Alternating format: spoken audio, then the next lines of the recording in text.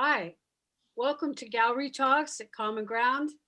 We're in week one, and this is our second night. We are dealing with three-dimensional art forms. And since perspective, which is a major principle of design, is one of the things that we're talking about, we've all had quite a year dealing with a different perspective of normalcy.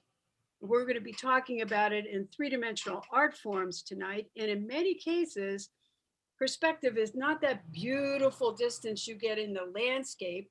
It's the depth in a piece of work. What's up front, what's behind, gives you a feeling of volume. We're also dealing with a constant argument between critics and aestheticians as to whether if an art form is functional, does that take away from its value? Does that reduce its majesty? Does it have to be non-functional to be fine art? I disagree with that. I think that the mastery of the maker of something, their reputation, the quality of their craftsmanship, and the quality of the ingredients that they're using, individual techniques that define each artist's personal voice as an artist contribute to the value of that work. So tonight we span quite a few media.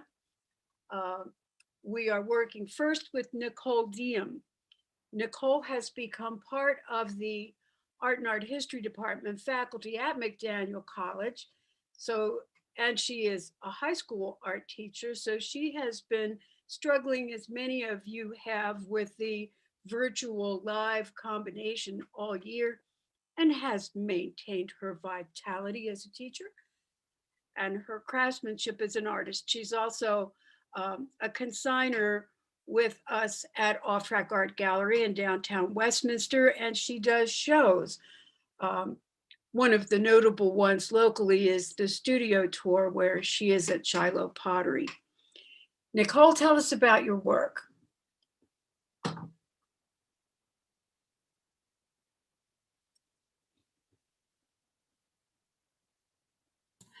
Sorry, had to unmute.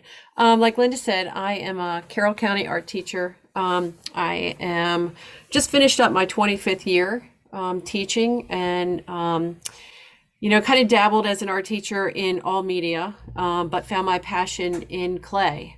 As a matter of fact, dabbling in all media, I am going to be in the current art show, Adapt and Inspire at the Carroll Art Center. I have a couple of photographs there. And that is opening this Thursday from 5 to 7. So if anybody's interested in checking that out, it's the Carroll County Art Teachers. And as Linda said before, I am a consignee at Off Track, but I'm also a consignee down at the Clayground in Ellicott City. So I'm trying to kind of get myself out there. Just because I'm so passionate about my stuff, I'm creating an inventory that I need to get out. I had to learn to teach pottery because I went from middle school to high school, and that was one of the classes that I had to teach. So I paired up with Ken Hankins at Shiloh Pottery, who became my mentor and friend, and I've been working with him for almost 20 years now. I do the Christmas show and the Mother's Day show over there, and I actually do a form of pottery there called raku, which is a Japanese style pottery. A lot of people don't really know about raku and the process of it. There's different ways that you can do raku, one of which is where both of your pieces, bisque fired, go into an outdoor kiln. They reach about 1,000 degrees. Pottery that has glaze on it goes into a trash can and it catches on fire at 1,000 degrees. And I snuff out the fire in the trash can, and all the smoke that's left, all the black smoke that's left in the trash can gets absorbed into the clay, and the clay becomes black. So here is a piece that you can see, and you can actually see hopefully maybe the lick of the flame as it goes up the piece. And then I did the decoration by masking this out and creating a new perspective on the piece. And then the black part again is the black smoke that absorbed into the clay. Another really cool facet about raku pottery is the extreme temperature change from out of the kiln and into the trash can. And then sometimes I'll spray it with water to create these intentional hairline cracks. And those cracks are black, again, because of the smoke that's being absorbed into the clay during that process. So that's really cool. One more piece that I absolutely love. This is one of my favorites in design and in color, and the way that the flame kind of licks up the piece. Another form of raku is horsehair raku, which you might be familiar with. And this is one of my vases. So at 1,000 degrees, I take it out of the kiln and I put it on a piece of ceramic, and I let it cool for about 30 seconds. And then I drizzle horsehair onto the piece, and it slowly gets burned in to the pottery. And it just makes these really beautiful contrasting black on white lines. And then I scrub that off, and it's embedded into the clay. And here is just another shape. But this one actually has a peacock feather burned into it. And Ken Hankins has peacocks at his house, so it can easily get those feathers. And here's another one that I did, and I stained the top of it blue and then burned the peacock feather into this as well. So once this process is finished and the pieces get burned in, or the pieces come out of the trash can, they are completely finished. That is their second firing, which is awesome. I mean, you can walk away with your piece in about 10 minutes.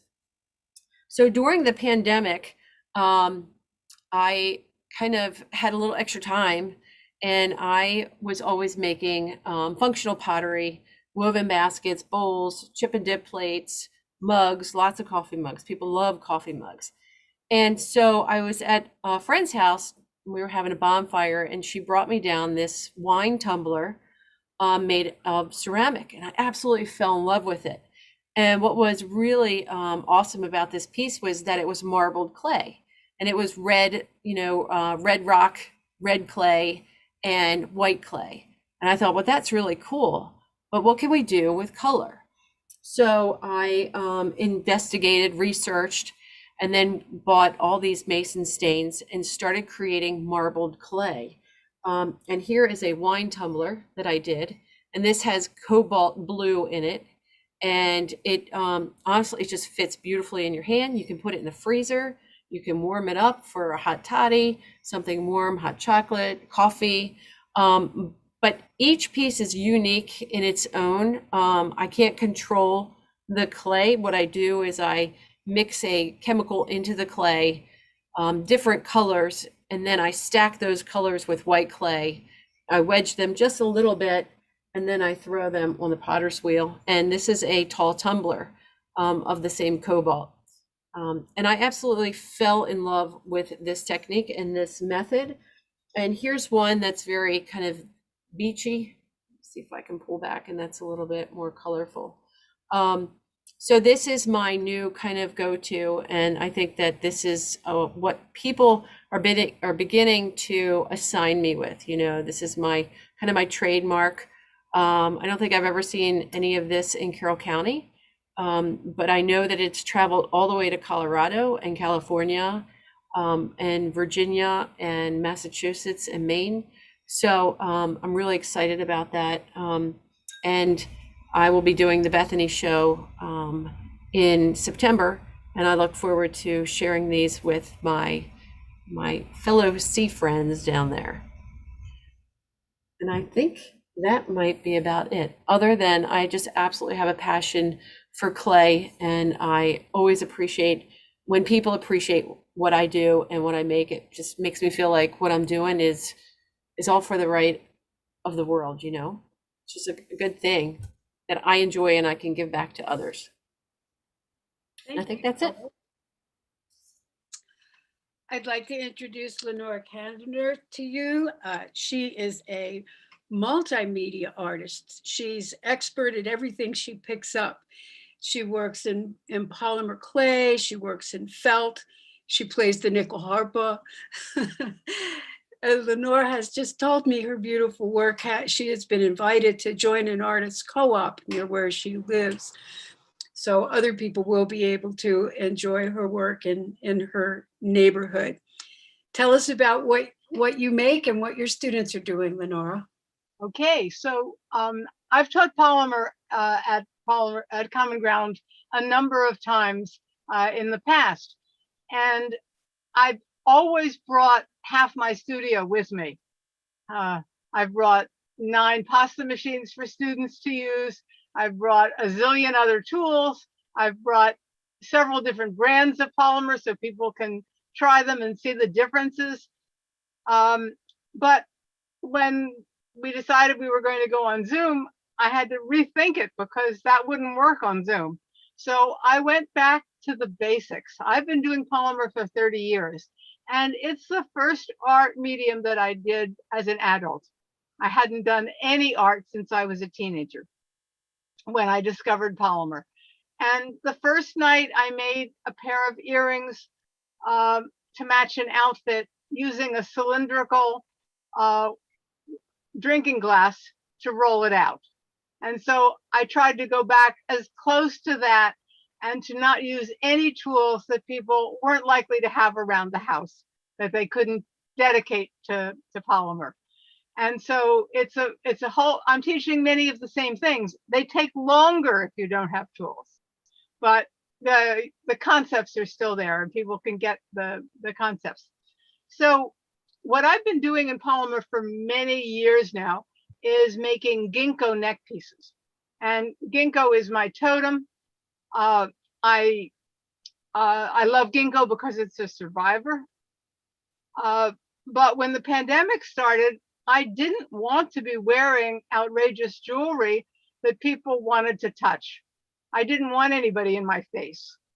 So I started thinking about, well, what else could I do?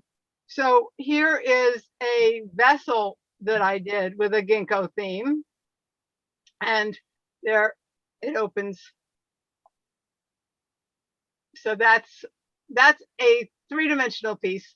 But I've also been doing a lot of 2-dimensional work. I decided that I was going to use up some of the things that were on my work table and try to create some art with it. So I decided that I was going to create quilts. So just let me share this with you now. I will just.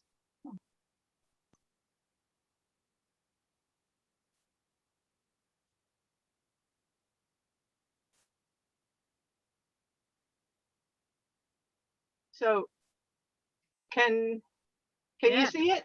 Yes. Okay. Because I have two monitors and I'm not seeing what you're seeing.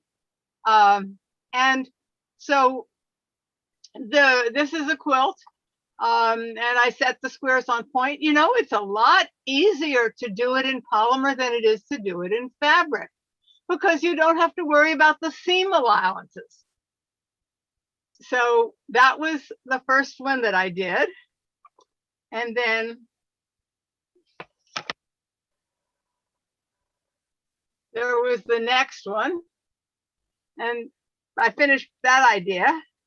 And then I said, oh, I was reading a book on doing quilts with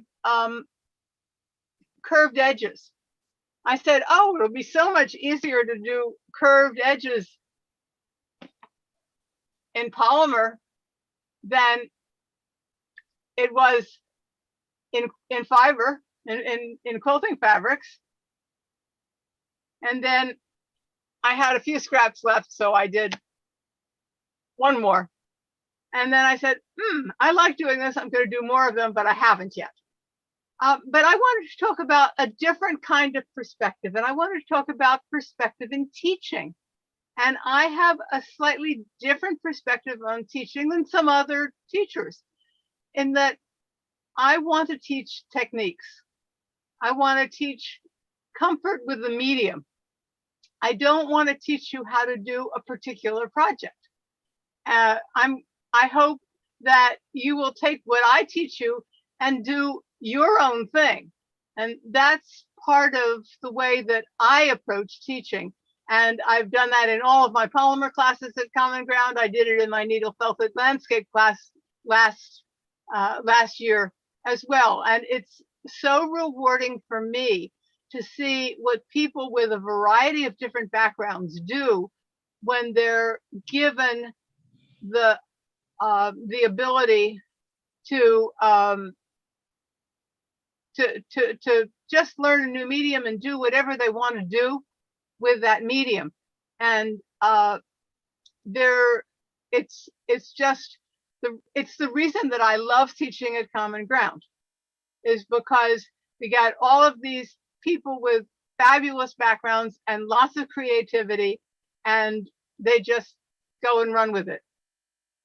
So that's, I'm looking forward to teaching with part of my studio coming down next year, but I'll keep in mind what we learned this year of making people do some things with, right back to basics. Thank you, Lenora. I totally agree with you. That's been my teaching method for the 51 years I've been teaching. If I say that it's a project, basically it's a process, because I don't teach projects. I teach a process. Like it could be piercing, a technique, how to pierce, and the intricacies of it. And I think that's a really good way. I really like your thinking about that. It coincides with mine, because while the student is learning how to do something on a sample, a practice, they're thinking in their heads, well, what can I make for me? What can I make that's mine? I'm scared to make something big, but maybe it'll be a ring. The same piercing project could end up as a money clip. It's just like once you teach a certain technique in caning or something, it could be an earring, it could be a brooch, it could be a quilt. So yesterday we taught some caning and we taught basic color mixing. And today we taught the characteristics of the metallic clays. And once we learned that, then we went into doing mokume kane in polymer, which is a lot easier than doing it in metal, because you can actually create something in minutes, not hours or days. So that was that was today. And tomorrow we're going to start working with translucents and seeing some of the wonderful things you can do with translucent polymers. Your jewelry is beautiful. Thanks. Thank you. Our next artist, we go more from the technical side, although there's a lot of technique in Pysanky. Mandy has been working with us for years, and she came by this technique because she was looking into her ancestry and where her family came from, and the art that studied. And so many times geography really influences the art form and the culture that has developed in a particular geography, a certain place in the world. So Mandy, please share some information about your family as well as the tradition of this very divine egg painting that you do. Thanks so much. So I'm excited to be here again tonight and talk to you a little bit about Pysanky. So like Linda said, I came across this art form. I had seen it for years, but really got involved and interested because of knowing a little bit about my heritage. So while it's not something that my family practiced specifically, I felt like it was a way to sort of connect with my ancestry and learn a little bit more about them. So Pysanky, the word itself actually comes from the Ukrainian verb to write. And it is an art form that dates back.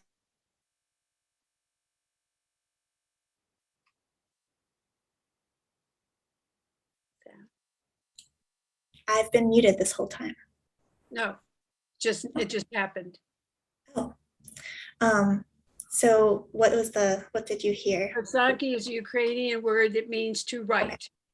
I'm not sure what happened then. I don't think I pushed anything. I apologize. Thank you for letting me know. So yeah, it was the Ukrainian word, the verb to write.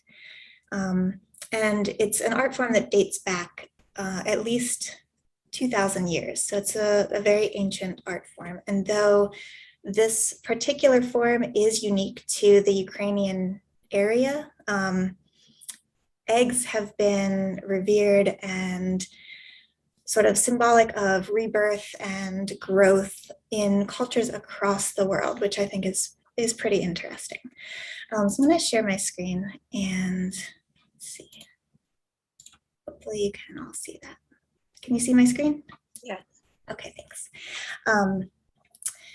So one of the things that came to my mind when we started to talk this year about perspective was the history of Pysanky, because it really is an art form. Let me see if I can, maybe I can move my slides. Hold on one second. Let's try that. There we go. So the art form itself was not intended to be decorative. The perspective in the ancient culture was that this actually was a talisman. It was imbued with powers beyond just the power of the magic of the egg. So depending on the symbolism that was incorporated into the design, these eggs would have varying strengths and powers, and were often given as gifts with a specific intent to help a family or a particular person. Today, we typically would look at these eggs and consider them to be purely decorative, but that wasn't the original perspective or the original intent. So I love to approach this as a sort of balance between the two, really appreciating that symbolism that came from so long ago. So in terms of the symbolism, some of the common things that you might see would be the sun, represented as a star, symbolizing good luck and life, wheat, a good harvest and health, and triangles are commonly repeated. And they have the pagan symbolism of the air, fire, water, all of the different trinities. And then with the introduction of Christianity, became symbolic, of course, of the Holy Trinity as well. So because they were so special, people use them for solutions, I guess, is a good way to put it, for different things. And there were a lot of legends that came to light as a result of that. And I share a lot of those with my class. And one of my favorites has to do with the fate of the world, actually. And I'll share it with you quickly. But it's a Chappell region legend. So from the mountainous region in Ukraine. And it says that there is an evil monster chained to the side of a cliff. So this monster, this creature, embodies all the evil in the world. And every year he sends out messengers to circle the earth, looking for signs of Pysanky, to see how many people have been writing Pysanky. And if those messengers come back and they say that they've only encountered few Pysanky, not very many, then the chains on that monster loosen and evil is allowed to flow freely back through the earth. However, if the messengers come back and report that people are writing Pysanky all over the world, then the chains on that monster tighten and evil is kept at bay. So in light of 2020, perhaps we need some more Pysanky in our life. Just something to consider. So before I go into some of the slides of the eggs, I wanted to share a little bit about the process. like I mentioned at the beginning, many people think that these eggs are painted, and they are not. They are written with a tool that you can see in the photo called a kistka, which has a metal funnel and allows beeswax to flow through it. So you actually work over the open candle, melting the beeswax, and the beeswax is what you use to write on the egg. The image at the kistka at the top is what a traditional kistka would have looked like. And of course, mine are all burnt and old from being utilized so often. And then some more modern kistkas as well. So once you melt the wax, it's actually sort of a batik process. So the eggs are dyed in varying dyes in a sequence, typically lighter to darker, and it gives you that effect. But it's very, very fun and challenging to write with such a different tool, and to develop the rhythm that you need in order to maintain the heat over the kistka. So this is a design that our class is currently working on. So we are in the early stages of writing with the kistka, but gives you an idea of what we're working toward. I think somebody mentioned, teaching techniques and then allowing the students to sort of explore beyond that. So this is my teaching the technique, and then giving them the opportunity to move beyond and develop their own designs utilizing some of that symbolism. And then just an image of some of the work that I've done over the past few years. I'm not sure if I mentioned it, but Pysanky is typically given as a gift, typically to send some sort of good wish or power to some person. So most of the eggs that I've written, I have passed on to friends or family as a gift. So I don't have very many, but I've held on to a few and written a few extras to be able to share with you. So, yep, that's all. Thank you, Mandy. They're beautiful. I imagine the one in the middle might be a goose egg. It is a goose egg, yes. I don't know whether you know Carrie Fox, but she is currently raising ducks. And those eggs are a little different in size and the shells are a little harder. And she's also raising quail. Oh, but fun. Quail eggs, they're small, but they're spotted. So I don't know whether, because you have, just like a blank canvas, you have a lighter surface that's uniform in the eggs that you choose. So although a quail egg would be fun and cute, because it has that extra color naturally, I don't think it would work. I would love to work on different colored eggs. In fact, our chickens lay many different colored eggs right now.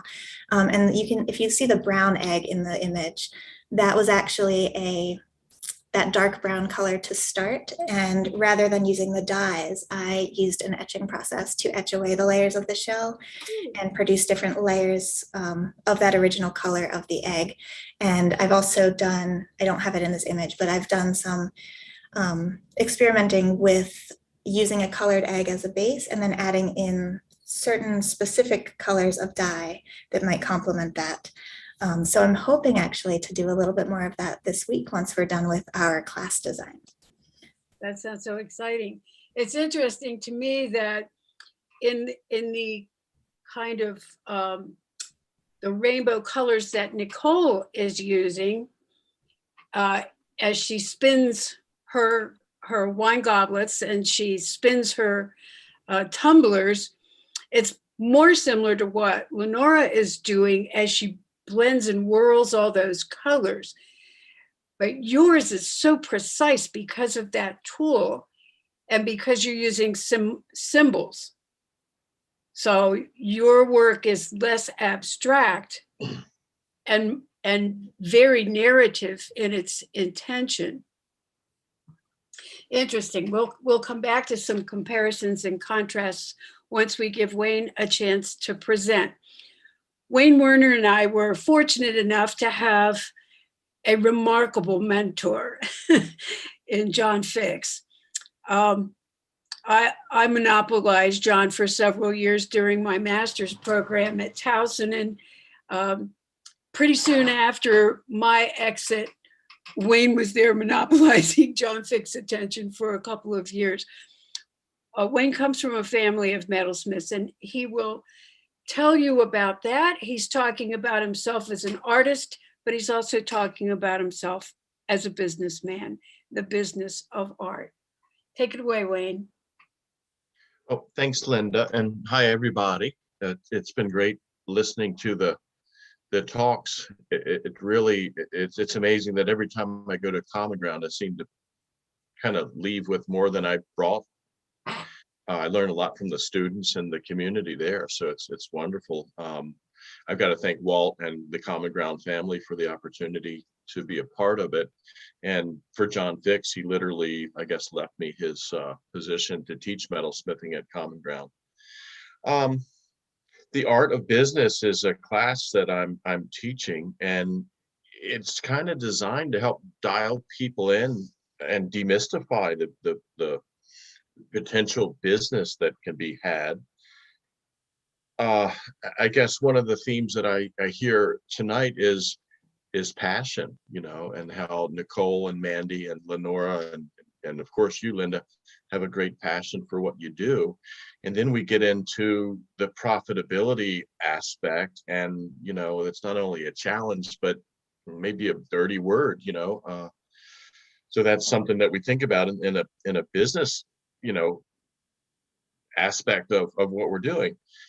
So in the class, I think I'm trying to bring awareness to accounting of our expenses, the reality that there's risk in doing shows, that there is certain bit of demystifying that we have to do as a mentor to mentee.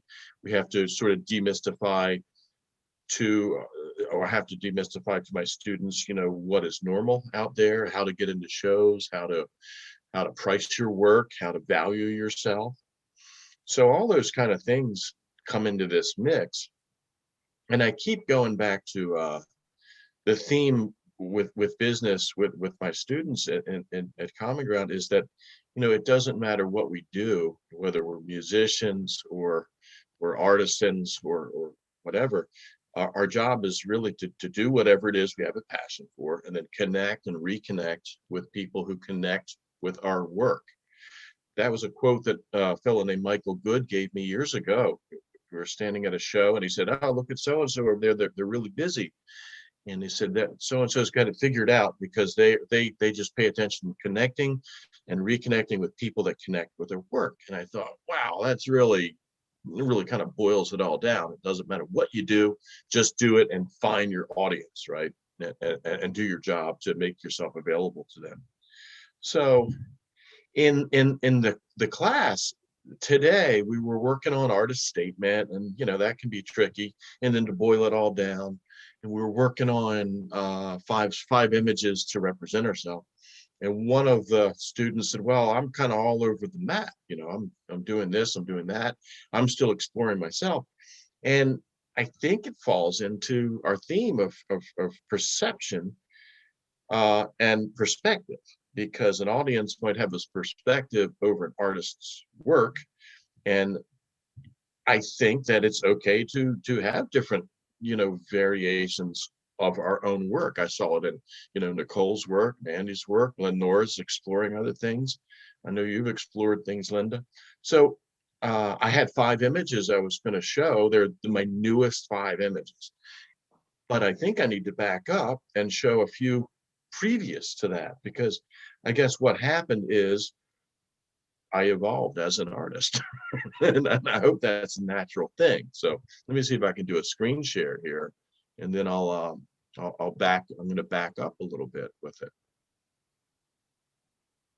So I think you've got that image there, right? Mm-hmm. Yes. So this is sort of my current work, but I guess, you know, just in case one of these students is looking, I'm going to back up. I'm going to show some previous pieces, and they do sort of, it's a variation on a theme. I'm still doing you my thing is I make a small scale forge for the jeweler's shop. That's what this stuff is. This is all, it's all me. It's a little bit of variations on a theme, so to speak. But then what happened recently is, I kind of went down a path of changing it up a little bit. So I was doing more mokume work, and I wanted to do a few pendants, which I don't do that often. So the next few images are things that kind of came about. Strangely enough, I knew there was a book being written on mokume, so I did a few pieces specifically for this book,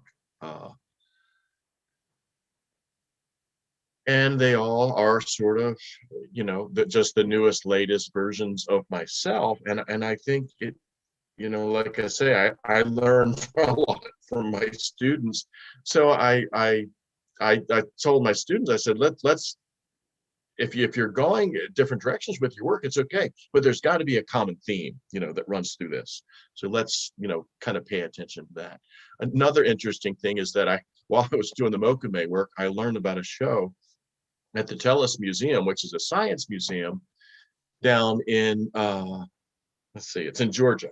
So the Tellus Museum was looking for pieces to put in a show called Out of This World, Jewelry from the Space Age and Alternative Materials. So this particular piece, I sort of killed two birds with one stone. I did the work for the mokume images, but I also added in the center of this piece, behind the sun design, is meteorite. So the meteorite's been etched, and it's got this cool windmist pattern in it, and it sort of is a good juxtaposition to the mokume and things like that. And then I put that sun pattern, that splendor of the sun, the splendor solaris up there, and then this egg. It seems like we got a little egg theme tonight. It's that rebirth or being born, that pod form thing with the egg and all that.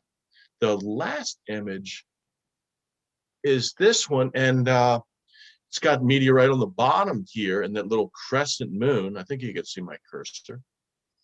Again, I'm using this pearl as an egg, but in the middle I use the spiral galaxy and the continuing saga of birth and rebirth and death, the Ouroboros or Ouroboros, whichever way you want to say it, the Greek infinity symbol. So I'll get off the screen share. I think I can do that. Yep. And just go back to, saying it's such a pleasure to be around my Common Ground family. Even during the pandemic, I really miss it, and I miss our camaraderie, but especially the learning from each other part of it. And my perspective on Common Ground is that I'm the biggest student there, because I get to explore music, I get to explore art, I get to explore teaching different things, and it's just a great platform. And I'd like to thank you all once again, and kind of wrap it up with that. I'm grateful, and I'm happy, and I know one day we'll get back to quote normal, right? Thank you, Wayne. I want to compliment you on your ability to combine so many things in such a small piece of work. Because I've held some of your pieces. I know the size and weight of them, and the intricacy of the detail is just remarkable. Congratulations on the new stuff. I'm seeing some commonalities between that. Lenora actually talked about the moku gane technique with clay. And how are you reacting, Lenora, to these pieces that Wayne so beautifully finished using that technique in metal? Don't forget to unmute. I was trying to see if you could see this. This is the leaf that I demoed for my class today. This isn't baked. It's just and it's I had loved metalwork of all sorts, but I couldn't find the time to devote to doing it. And, you know, I admire the things that Wayne does, but I'm too much results oriented. I want to get it done and get it out and be able to wear it. So I don't think I could take the time, but I admire the incredible detail that he has. I can, when I've done other mokume, I've gotten work that's very fine, but I wanted to teach these students. The only tool that I used was that and a roller. Well, Wayne, you certainly use a lot more tools than that to create your version of the mokume gane. Can you tell people a little about that process? Wayne. Sure. Yeah. Well, we're layering metals, and a lot of people, I had somebody say the word Damascus today. So Damascus is a way to make a patterned metal, to make this metal that looks like wood. But Damascus is one layer of metal with another layer on top of it, forged, folded over to get multiple layers, forged and folded over. With mokume, which means eye of the wood in Japanese, it was originally used as what they called sword furniture, went along with the sword, looked similar to the sword, but was much softer. So it would not damage the sword as it went in and out of a holding device. So anyhow, the mokume is a stacked billet. So it's different colors of metal stacked. In my case, I had a lot of pieces that were copper and silver, some pieces that were white, gold, and silver. So it was a gray and white. But the difference between the Damascus and the mokume is a stacked stack of metal fused together and then rolled out. So when Lenora says she's rolling it out, she's probably doing the same thing with metal clay, different colors, and they're sticking together, and we roll it out, and we can, I know that sooner or later it has to be put in a kiln. But what I'm doing is I'm rolling these layers out to it's about as thin as onion skin, and then I can grind into it, exposing layers, kind of like when we go out into the mountains and ride through what's the Sidling Hill, where we see all the layers of the mountain because they cut through it. So I would grind in it, or I would roll it out flat, punch it from the back, get little warts on the top, file those down, and get those concentric circles, you know, sticking with a theme of perspective. It looks as if we've taken the time to, you know, draw with metal and make these designs in the metal, but actually it's not. We're pushing, twisting, grinding, planing down, smoothing it out, just like a piece of wood, to expose these things. So a lot of times people think, wow, that's really they have in their mind that it's done one way, then they find out what's done another way. It not only demystifies it, but it might, you know, make you think, oh, that's a lot easier than I thought. It's all a bunch of cheap tricks.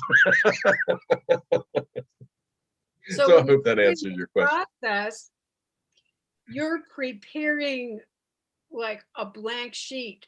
You've got an idea in mind for your design, and you've chosen your metal colors that you're combining. But once you get this slab of metal prepared, then you pick out just the spot to make that little twirling design, right? You just kind of go over the whole sheet. Well, to speak in common ground lingo, mistakes are important. You have to play wrong notes so you know that there was a wrong thing to do. So you go back and play the right note next time. With mokume, it's so funny that there are, of course, there's happy accidents, but there's a lot of flub ups where you just say, oh, I don't like the way that look. I'll never do it that way again. And then there's going to be go-to maneuvers, you know. And so in a common ground atmosphere and any learning atmosphere, I think mistakes are great. If you don't make them, you're doing yourself an injustice by not having learning moments, you know, or ways to, you know, to shed light on things, or the save. I think it's all about the save sometimes. That's what a very wise man told me. It's all about the save. And so I'll go with that. We'll leave it there. It's the same that jeweler that was making those eggs for the czar that first said, oh man, I just crinkled up this whole piece of metal. I'm going to call it, and whatever it was in Russian, it means reticulation. Same technique, you know. So that was a save, and that became a brand new technique in those eggs. And I think that's one of the things I try to impart to my students, that if you don't take risks and you don't go there and claim your happy accident, it's going to be a mistake. But if you claim your happy accident, it's a triumph if it works. And that's some of my happiest moments, are when those kinds of things happen. Your work is so refined, Wayne. It's just gorgeous. I'd like to take this opportunity to invite everyone from any of these nights of gallery talks to sit in on the class. If you would please, some of you show up. It's a 5th period class. I'm sure Linda could give you I could give you the information right now, the password. I think I could fish it out. But come on in and add to the conversation. I wish you would, especially some of you that are doing consigning to galleries, joining co-ops and things like that, open studios. These are all ways to connect and reconnect with people. So I'd love it if you all would take the time to show up. You can come every day from here on out to the end of the week, or just show up, one day as a guest. I would love it. It would really be appreciated. It makes so much difference in the life of an artist if they refine their business skills. Like there are large engines like Juried Art Services and Zapplication, where almost all shows go to jury for the better shows. And Wayne certainly knows all about it. He's done the winter market. He does shows all over the country. And he's taught a lot in museums that hire him to do special workshops. So he certainly is knowledgeable about the business of doing art. And I'm learning every day. Okay, we haven't touched on much, but we've seen a lot of difference in the work that the 4 of you have done. I don't think that the word craft is a bad word. I don't think that it has any less integrity than fine art.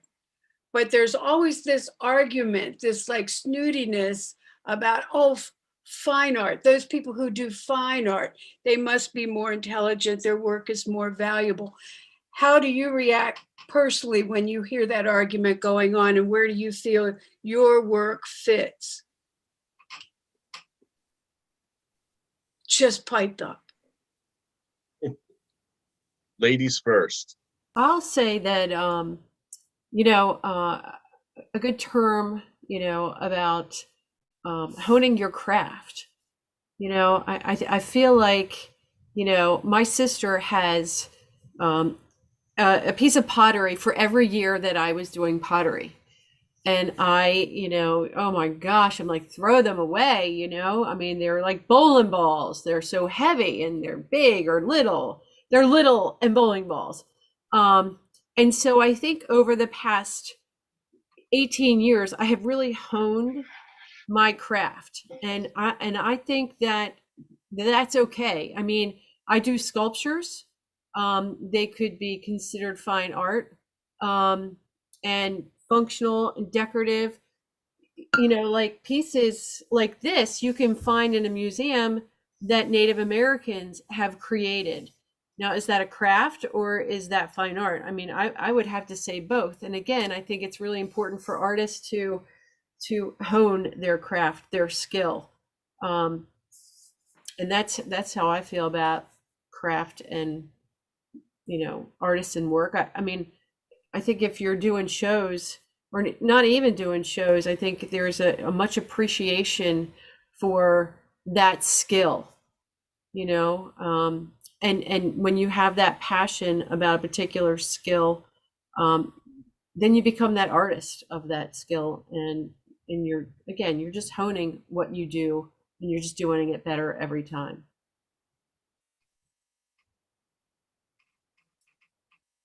I think Nicole said it very, very well. I think I endeavor to be good at both craft, but also to keep in mind the principles of design and all of the art stuff, because that makes the piece hold together and have a more of a value to me and to other artists.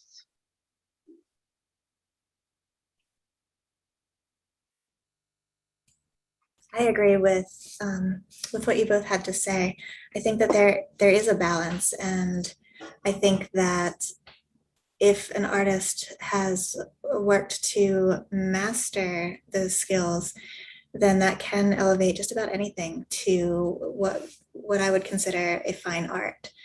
And it does come down to that perspective. Who is the viewer? Who is the audience? And I think that that's another piece that is critical when we're talking about this, because that can really influence, where that work lies on that spectrum. Good comment. Well, Wayne, I just must say that as I've known you over the years, you just keep refining your skill. At so many of these shows, I've seen other artists who practice similar techniques, but you have such a strong voice in the design of your pieces, the combination of pattern and texture next to very smooth, flawless metal, and the way that you intersperse stones is pretty stellar. Thank you for that. Thank you all for participating tonight. I would like to advertise what we're going to be doing tomorrow night and just give you a little bit of an overview of the 3 weeks, because we all have the opportunity to come to gallery talks all 3 weeks. Because our student art show will be put together by the magical Maria, so that we can view our student art show for the rest of the summer at the end of the 3 weeks. I have concocted some really special events for you on Friday evening, so please bookmark this gallery time from 6:30 to 7:30. This Friday night, Dr. Robert Pullins and our wonderful Sakim are giving you just a taste of what period 5 is experiencing with the Muskogee tradition of dreaming and the meaning of dreams. Don't miss that. In just an hour, they'll sum up what we're doing all week. Next Friday, Ellen Elms, our fantastic muralist and watercolor painter, is talking about a project from Johnson City, Tennessee, where she has painted a mural about the 100th anniversary of the suffragettes getting women the right to vote and making so much difference in our world. And the final Friday, Felicia Gee, our Scott Scholar from last year, phenomenal photographer and videographer, is taking us into her father's studio. He was one of, if not the first, African-American graphic designer working in the Baltimore area 2 decades ago, and is still an artist today. So tomorrow night, we are working with fiber artists, Marjorie Erickson, Gail Matthews, Joanne Boss, Judy Schonenbaum, and Carly Miller are doing fiber and wearable arts. So don't miss that exciting gallery talk. And then on Thursday, Sue Bloom and Sasha Lane are sharing their expertise with iPhone photography, and they have very different approaches. So please come each evening and join us for those gallery talks. We are concluding our gallery talk for tonight so that you have a little bit of time to get yourself together for the concert tonight. The concerts are all starting at 8 o'clock. If you didn't get a chance to see Anase and her friend Patricia from Bolivia take us on that magical tour of a seemingly magical country, please go into our YouTube archive and give yourself a treat. Take an armchair vacation to Bolivia. Thanks so much for joining us. I'm Linda Van Hart. I'll be back here same time tomorrow night, 6:30. Join us for the Fiber and Wearable Arts. Thank you, Allie, for making this happen.